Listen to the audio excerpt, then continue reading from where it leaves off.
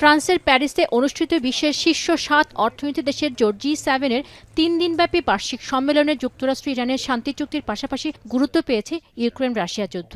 আর এই ইস্যু নিয়ে সম্মেলনে মার্কিন প্রেসিডেন্ট ডোনাল্ড ট্রাম্পের সঙ্গে সাইডলাইন বৈঠকে বসেন ইউক্রেনের প্রেসিডেন্ট জেলেনস্কি। তাদের বৈঠকটি বেশ ভালো হয়েছে বলে মন্তব্য করেছেন মার্কিন প্রেসিডেন্ট। বৈঠক শেষে ডোনাল্ড ট্রাম্প বলেন, ইউক্রেনের সঙ্গে একটি শান্তি চুক্তিতে আসা উচিত রাশিয়ার।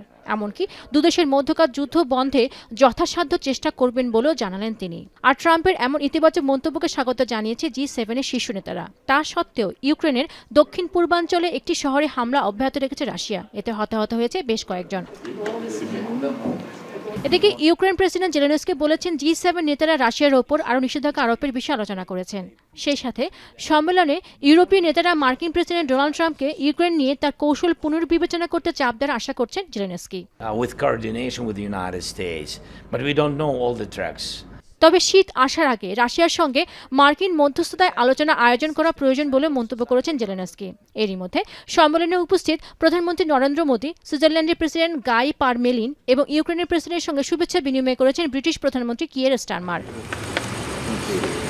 এদিকে G7 শীর্ষ সম্মেলনের শেষ দিনে আলোচনায় থাকছে কৃত্রিম বুদ্ধিমত্তা AI এবং সামাজিক যোগাযোগ মাধ্যমের কারণে তৈরি হওয়া নানামুখী নিরাপত্তা ঝুঁকি বিষয়গুলো। পাশাপাশি গুরুত্বপূর্ণ খনিজ পদার্থের জন্য চীনের উপর নির্ভরতা কমাতে এক বিবৃতিতে সম্মত হতে G7 নেতাদের প্রতি আহ্বান জানানো হবে।